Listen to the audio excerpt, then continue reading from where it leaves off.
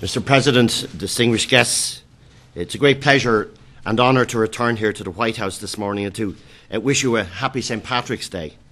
The ceremony symbolises in a very special way the bonds between our two peoples. We're two countries of vastly different scales, but we're two peoples linked in a profound and a unique way. It's entirely fitting that through this ceremony we give expression and salute the many Irish who have helped build this great country and celebrate the journey that Ireland has made from dark times past to the confident, modern and successful country it is today. Mr. President, I'm glad to be able to say on this St. Patrick's Day 2007 that peace in Ireland is a reality and that our people enjoy success unimaginable to earlier generations. In achieving this, we've been able to count on America as a true partner and a generous friend. This country and our many friends here have stood with us at all times, helped build our peace and contributed enormously to our economic success. This then is a moment to celebrate and most of all to say thank you. I would like to recognise the work of Ambassadors Mitchell Rees and James Kenny in recent years, and now Ambassador Tom Foley and Under Secretary Paula Dobrinsky, whose commitment to responsibilities we greatly appreciate. Mr. President, when we met here last year, I shared with you our considered strategy to build confidence and restore the political institutions in Northern Ireland. I'm glad to say that this strategy has led us to a point where power sharing and the restoration of the political institutions are in prospect later this month. In last week's election in Northern Ireland, the people gave a strong and a very clear message. After so many years of delay and disappointment, they now accept that the key outstanding issues which have frustrated progress have been addressed and that the time has come to Northern Ireland to move on. The will of the people in Northern Ireland is unmistakable and undeniable. They want the political representatives now to take responsibility together in government for building and consolidating peace. They want Northern Ireland finally to settle and to be at ease with itself. I salute all those in Northern Ireland who courageously made the journey with us and brought the peace process to this point of completion.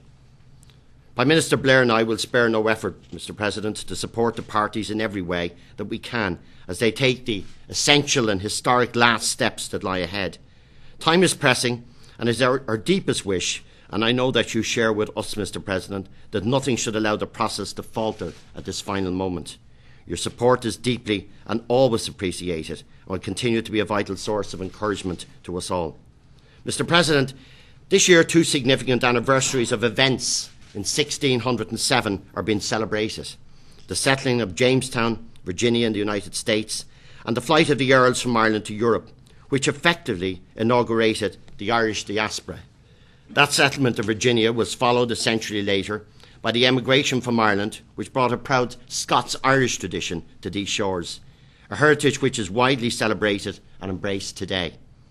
Mr. President, each new generation of Irish arriving in this country has made its own contribution and helped assure a unique relationship. The generation of Irish who have arrived here more recently are themselves now putting down new and deep roots and are a precious asset as we build a relationship and keep it fresh and vibrant for the future. I want to thank you for your support for a comprehensive and balanced solution to the current challenges facing the immigration system in the United States. You've offered real leadership on this sensitive issue. The resolution of this issue would mean an enormous amount to so many Irish men and women, and I fervently hope that they will, in the not-too-distant future, be able to step away from the shadows and into the sunshine of this great country. Mr. President, I believe that we are closer than at any time in our past in Ireland to a final resolution of one of the oldest conflicts in history. I hope that our journey can give inspiration and hope to other parts of the world that are in conflict and where people are suffering and in despair. The plight of the poorest in the world, the search for peace throughout the Middle East, global warming, air transport and trade liberalisation are but a few of the vital and complex challenges demanding the attention of the international community. I look forward to discussing many of these wider issues with you this morning and also to reviewing our bilateral relations. Mr. President, I thank you once again for your support and for your friendship. I'm pleased to present this Shamrock as a symbol of the very special kinship between Ireland and the United States. And to you, Mr. President, happy St. Patrick's Day. Thank you, sir. Thank you very much.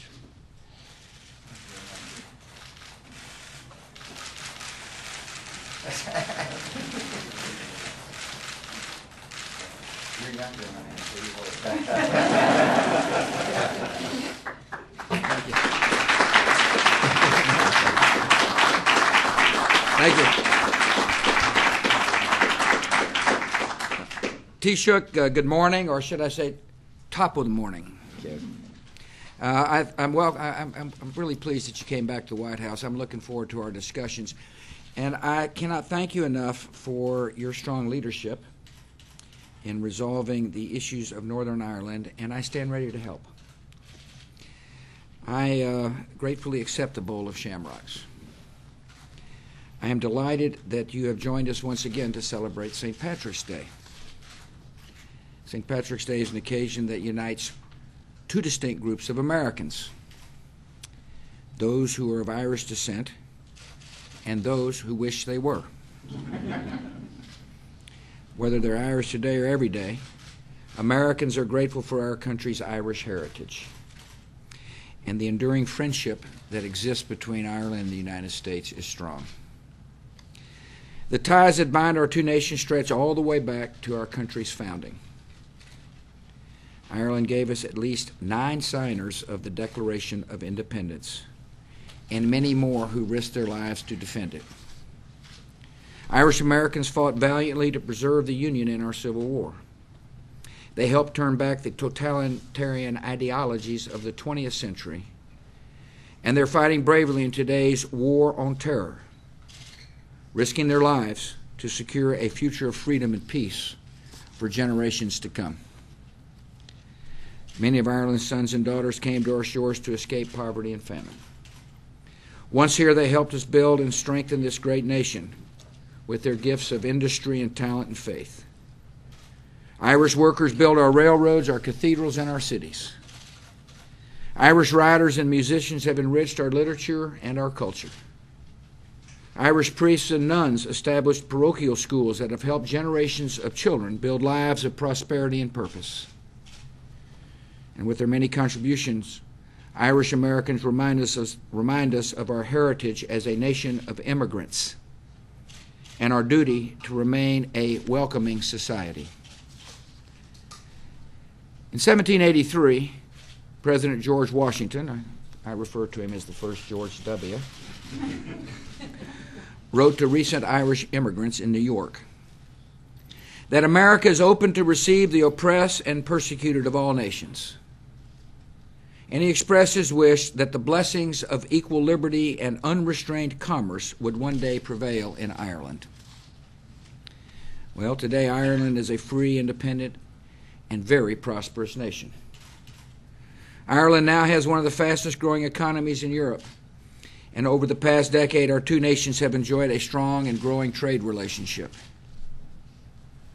And as Ireland prospers, a land whose people came to America seeking a better life is now attracting to its own shores immigrants with those very same dreams.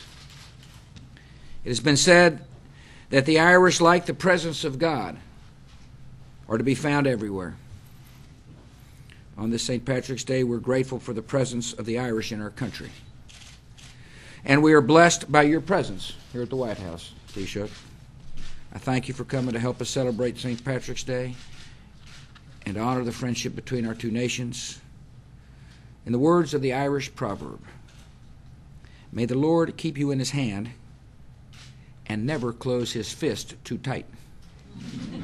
Thanks for coming. Thanks, President. Yes, sir. Thank